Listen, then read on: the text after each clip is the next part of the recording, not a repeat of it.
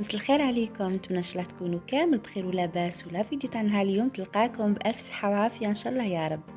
الوغ جيتكم اليوم بهاد لا نوفيل فيديو اللي نتمنى ان شاء الله تنال اعجابكم.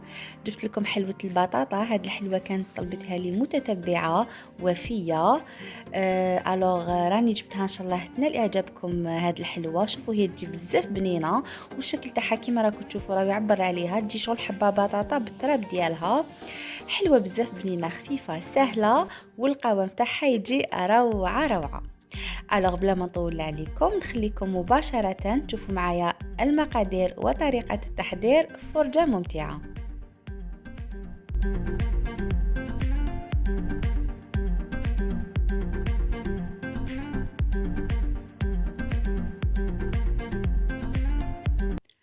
الوغ الحاجة الأولى ناخد 125 غرام مارغرين طرية بدرجة حرارة الغرفة 125 غرام.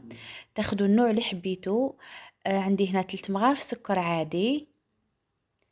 نضيف معاهم كمية تاع لافاني. انا كيما على بالكم لافاني نحب نكتر شويه. نزيدو حبه بيض.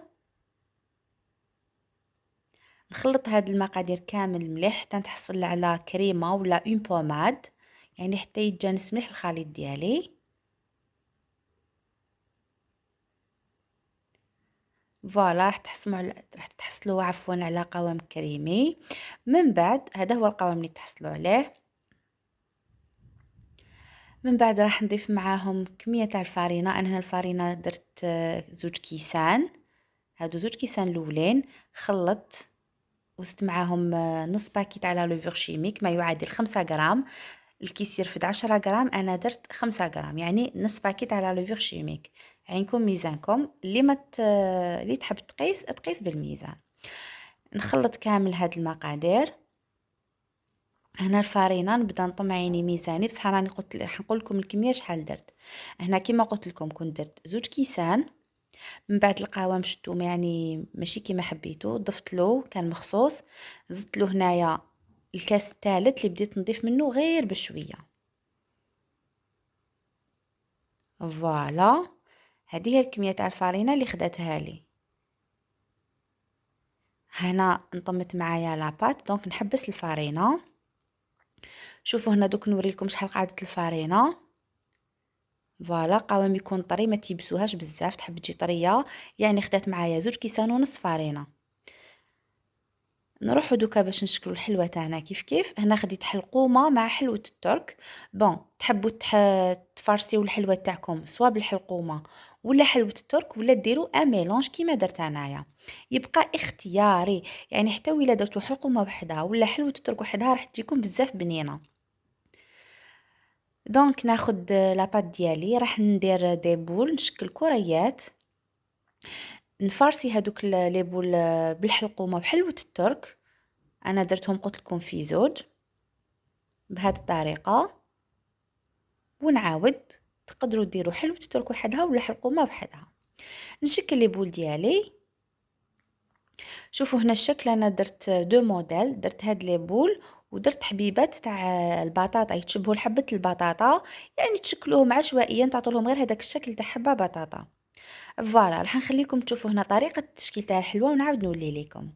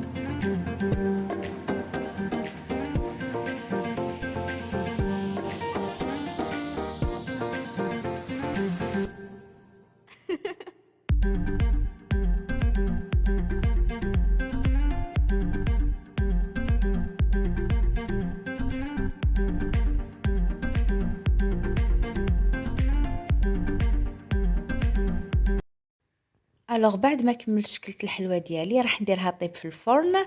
انا كنت سخنت الفرن ديالي على درجه حراره 200.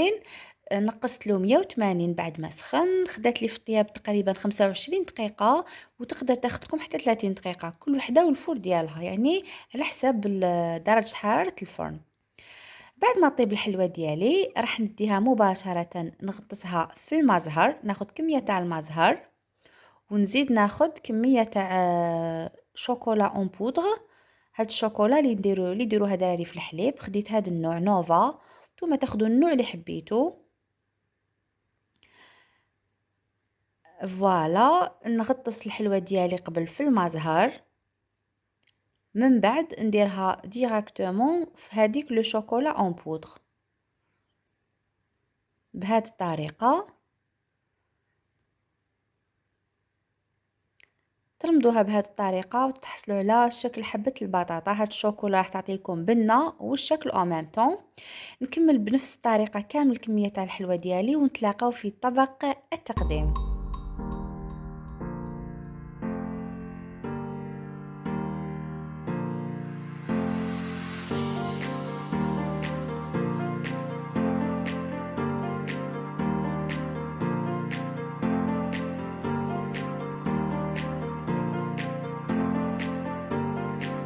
فوالا، هذه هي حلوة البطاطا بعد ما كنت كملت لها تزيين كما راكم تشوفوا في طبق التقديم.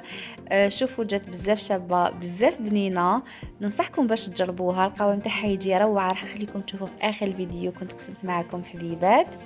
نتمنى ان شاء الله الوصفه تاع نهار اليوم تكون نالت اعجابكم. وإلا عجبتكم ما تنساونيش بجام، تعليق شباب، واشتراك في القناه اللي مازال ما اشتركوش معنا. وإلا جربتوا هذه الحلوه ما تنساوش تبعتوا لي تطبيقاتكم في الفيسبوك ولا في الانستغرام. وفي نهايه الفيديو ما بقى لي غير نقول لكم تهلاو في روحتكم. نتلاقاو مع فيديوهات اخرى، وصفات، روتينات في المرات القادمه ان شاء الله. تحياتي مني لكم، سلام.